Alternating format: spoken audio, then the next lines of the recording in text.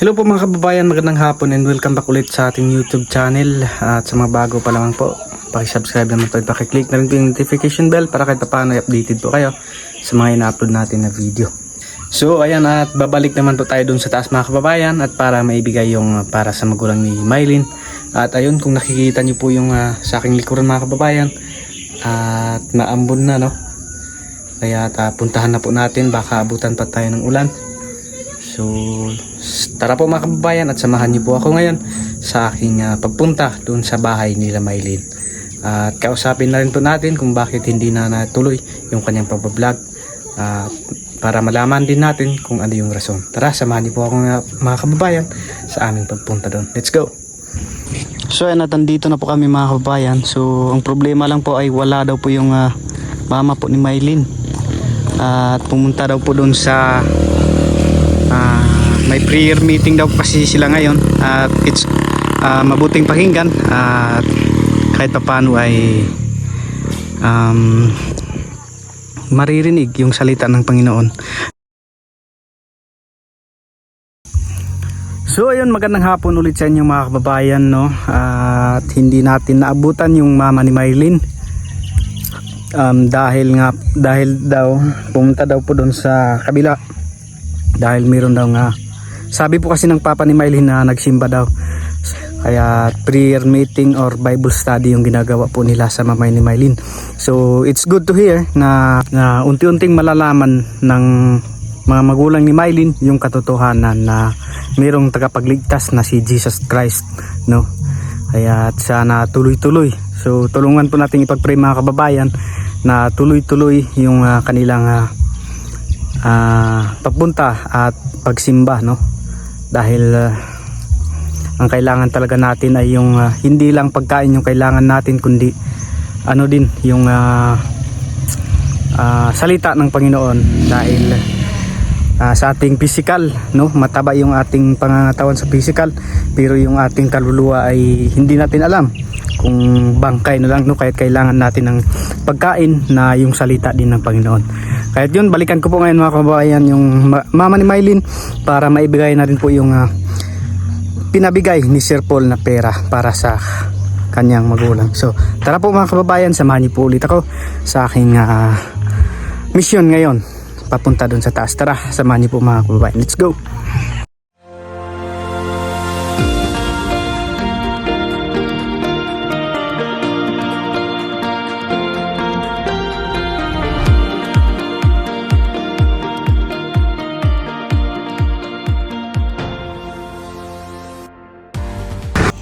So ayan, nandito na po tayo mga kababayan.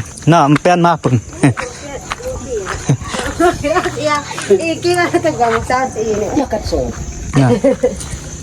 Hindi ka masis kan. Hindi kaskay kan. Sabihan. Nasa dere desu.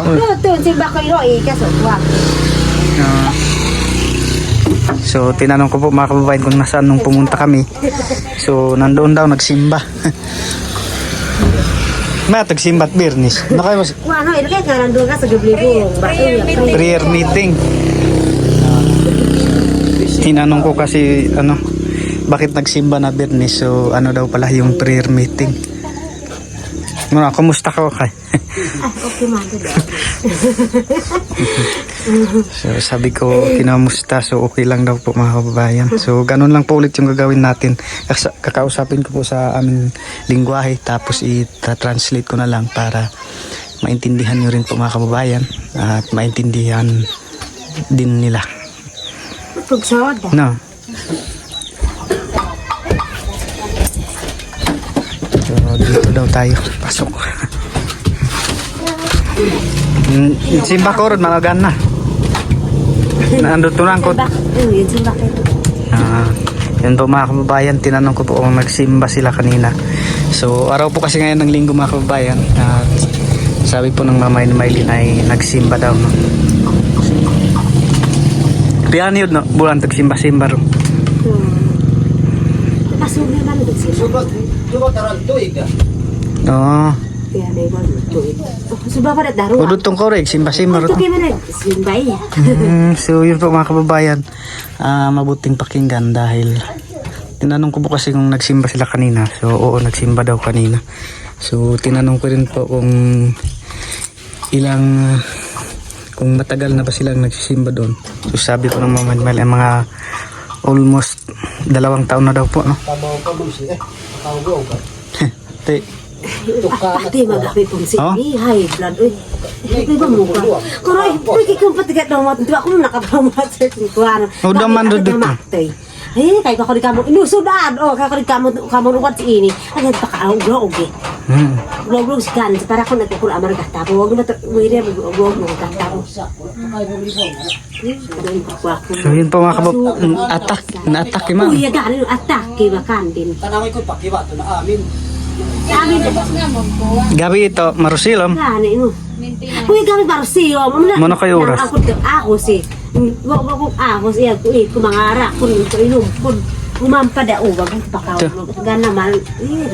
So yun po mga kababayan, inatake daw po ulit ng high blood yung papa ni Maylin. So mabuti na lang daw po at manunok ako so initan. Init, Nilaga. Pagkatapos nilaga daw yung bawang. So yun daw yung pinainom at ngayon ay nakapaglakad-lakad na ulit. Eh, kung ikipa, di ba kakuha? Kaya kita to, lumako, maragsa na nagtarba ko at kwan, ma'am, yan, so, sakit maiya. Ang kita ito, kumarap ko. So kuha. Wara diyan gatat anak nuk sirpon. Anda. Kasi- Oh, iya. Ang poster iya. Ang kwan, oh. Oh. Iko ako ka cellphone gani doy. Bakit kinapit ako? Pero lain ng cellphone karo, induan ka cellphone, di lain ng cellphone karo. Then entar ba, ora. So yun mga kababayan, tinanong ko po kasi yung yung para maka-upload na siya. So mabuti at meron daw siyang bagong cellphone. Ay, yaman manduloy kasi og so Kung hindi pa nakagawas, di ba? Sorry. So, kamu sa kuha mas ini mo. Hirap amon. Paayarang ko guys, si kuwas nagopang-gopang man si ini. Yung payo na ando Uy, si yan paayo ko na nakasinis kuwa. Ako bang. Ay ko bahut mati sa trabaho man ng papoyo ko sin kung padiyo mo. no kay sino dek cellphone ta anak mo. Tiko na lain o. Di ba mo itama mo ba mo Uy. kahat sa istardiyo. So yun magandang balita po mga kababayan at makapag-vlog na po ulit yung mama ni Maylin. Kasi meron ng ano. So, monetize na po yun mga kababayan. Kulang na lang po sa pag-sit up, no? Yung kanyang account. Ang problema na lang po kung meron siyang national ID. So, yun na lang po mga kababayan. So, abang-abangan niyo po yung kanyang mga upload at pupuntahan din natin dito para matulungan po mga kababayan. No? So, yun. Yan o, pinanood pa yung almost 3 years na. So kasayang nakod siya at least na wag na. Kapit man niyang porom na. Ay mas nanay nakasweldos nanay Lorna. Nakasuwilo ande. Siya mo ayo ra. So yun mga kababayan, sinabihan ko po siyang para kahit paano laking tulong na rin po yun. At para ma-inspire po siya, tinanong ko kung nakapagsahod na si nanay Lorna. So nakapag-sahod na daw, no. Ang kwanta dag quiz ka. Dan sa ko ano ko sa. Parang ko. Kaya kon pinupo. Medyo ko. Diyan ko ba nako-game post Oh iya, ikan kay padan. Kaya namin kay aong pun yaw. Kay kumalin na ko maro siguro. Kay ko para nangangon. So katatapos lang daw po pala nag-video call sila Maylin po. No piaso. Ang simba-simba ko. Di na. Padayon day ako. Pastor na usa ka simbahan day rut. Oh. Yan day kat magtuid daw. Mupia maka dua kuata. Dua relasyon tat manamas. Awo. Awo. Awo. Yun po mga kababayan, sabi ko po na kailangan talaga na may relasyon tayo sa ating Panginoon. Si Ikwar maruto ng simba mas kanan to. Iya, si ko ya. Sabi, tinang simba ya tanan na si Dori dito may simba-simba ik. May mara kung tag simba matlaing da Sudag na mo. Magpaya pa kayo muro ko magsimbang. Tapos pakakwaro makan. Tabaka na magkayo ko kuya uro. Mabasa sa mag-urong-urong. Manubo. So yung mga mama din daw po nila sa Bilita. So nagsisimba din daw po doon. No? Yeah, it's good to hear na ganun yun. Ano yun na guys, doon po yan. Sir po. Yan, sabi ko po mga kabayan na mayroong pinadala si Sir Paul para sa kanila. No?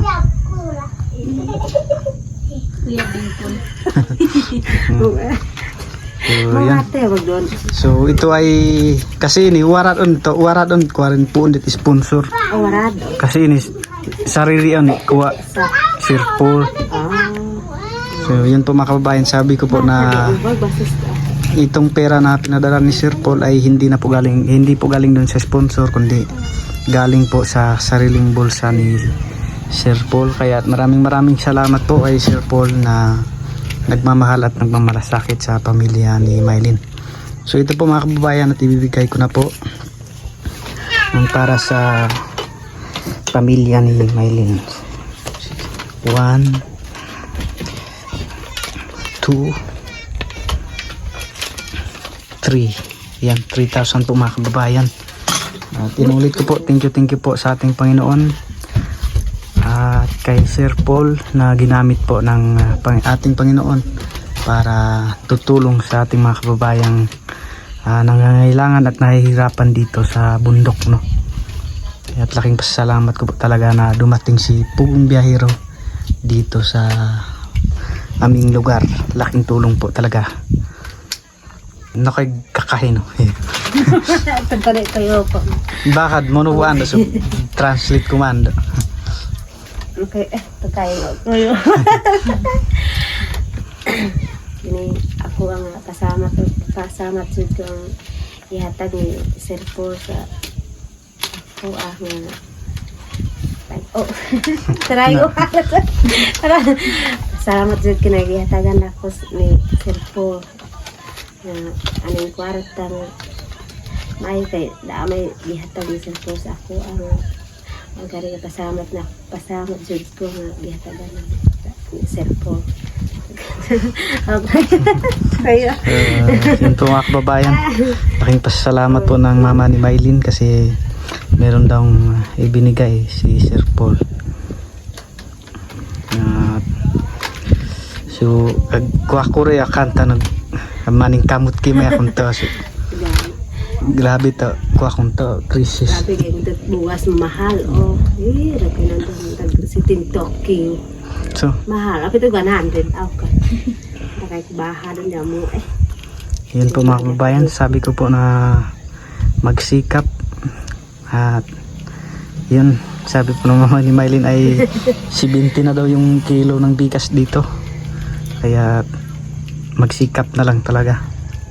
Paningkamot kinandi away idumanan to pag amput at manama. Yun po mga kababayan, sabi ko po na magsikap at kailangan na kasama natin palagi ang Panginoon sa ating pagsisikap. So yun po mga kababayan, at pauwi na po kami at naghingi ulit ng tulong yung mama ni Mylene na magpahatid ng halaman. So ayan, at kukuha po tayo ng halaman doon mamaya mga kababayan para dalhin natin dito pabalik at para makainom yung papa po ni Mylene kasi inatake daw po kagabi at mabuti na lang po ata yun. Sabi po ng mama ni Mylene na naglaga siya ng bawang at yun po mga kababayan, pabalik muna ako doon sa bahay at kukuha muna ako ng gamot, yung herbal para po sa papa ni Mylene. Tara po mga kababayan, samahan niyo po ako. Let's go. So ayan po mga kababayan, nandito na po tayo at kukuha muna tayo ng yung halaman. Mabuti po talaga mga kababayan at nakapagkuha ako nung nag-security pa ako. So doon kasi yun sa pinag-dutyhan ko po noon, doon yung maraming ganito, no? Kaya Iwan ko lang po mga kababayan kung anong pangalan nito kasi nakalimutan ko na po, no? Ito po yung kanyang dahon mga kababayan. Yan.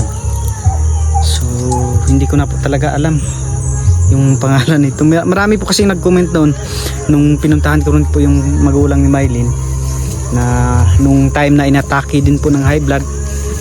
So, may nag-comment doon kung anong pangalan nito.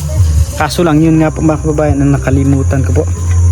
So mataas na po ito mga kababayan. Doon na po doon sa taas oh.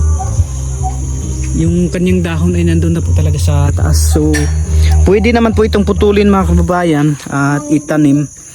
So yun, magputol na lang po ako ngayon nito para dalhin po doon sa mama ni Mylene at para may patanim doon sa kanilang bakuran, no.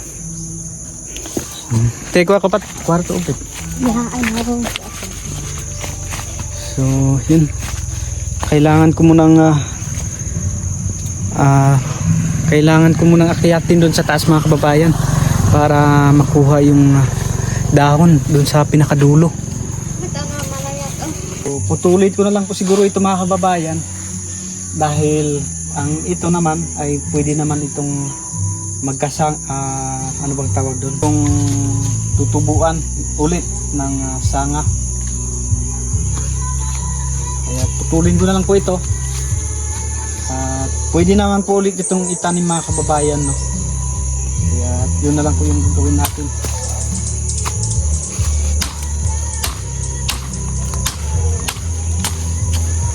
Para makuha po talaga natin yung dahon dun sa taas.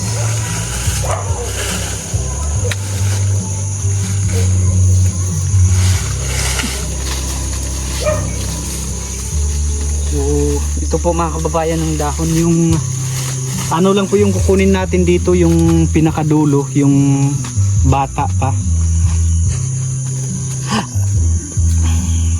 So, yung ganito. So, ito yung lalagain at para pwede gawing ano, yung kape.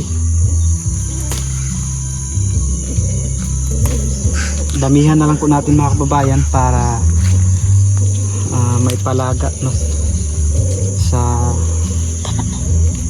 mama ni Mylene at mapainom sa kanyang papa.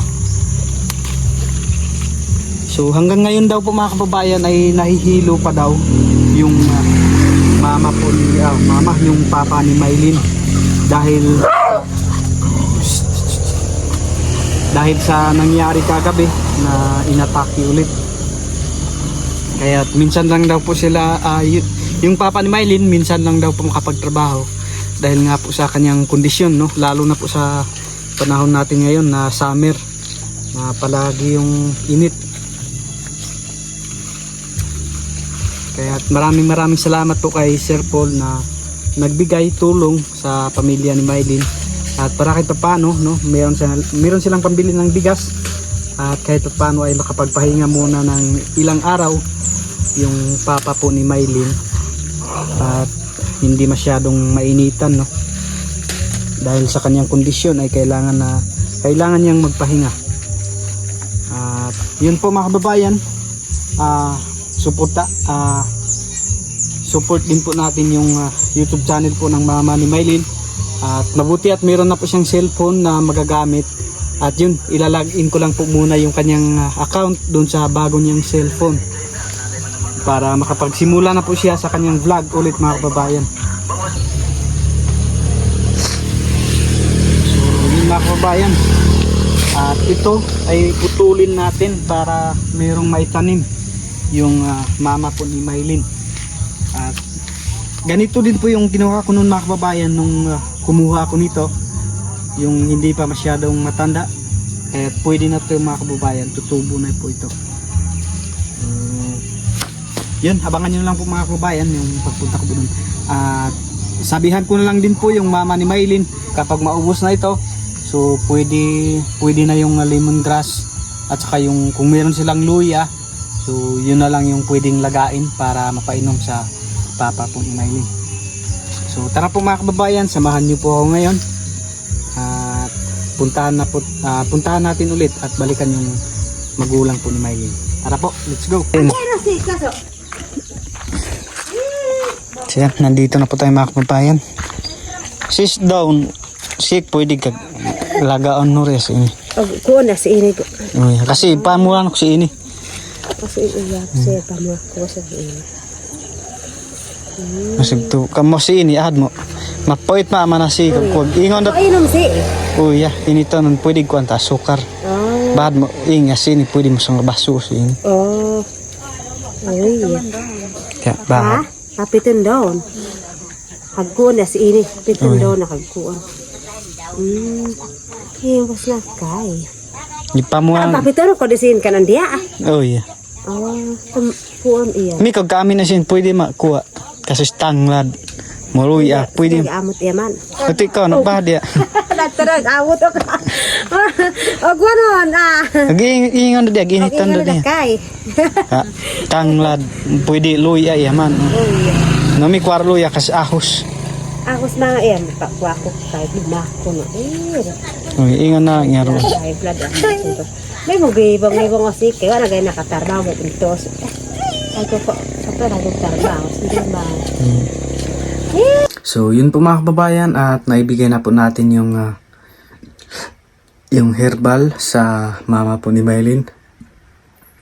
At naturuan na rin po natin kung paano at kapag maubusan at kapag naubos na yung ibinigay natin na dahon na hindi ko na alam kung anong pangalan nun. So, tinuruan ko na rin po na pwede yung lemongrass na or tanglad. Pwede din yun lagain at kung wala, pwede din luya at yung bawang, no? Kaya naipaliwanag ko na rin po kung paano.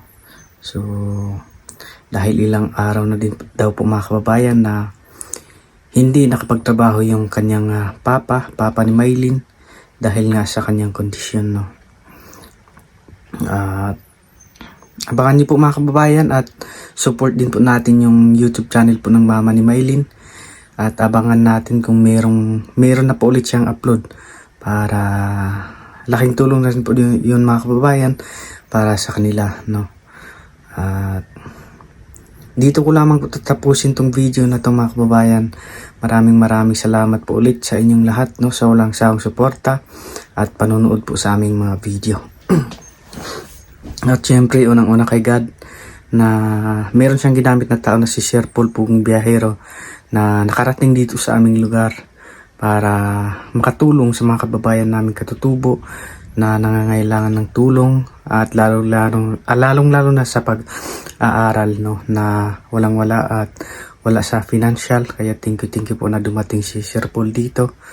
At kahit paano ay yung mga kababayan namin katutubo na gustong makapag-aral ay ayun, natulungan po ni Sir Paul, no. Yun lang po. Maraming salamat sa inyong lahat. God bless us all. Bye-bye.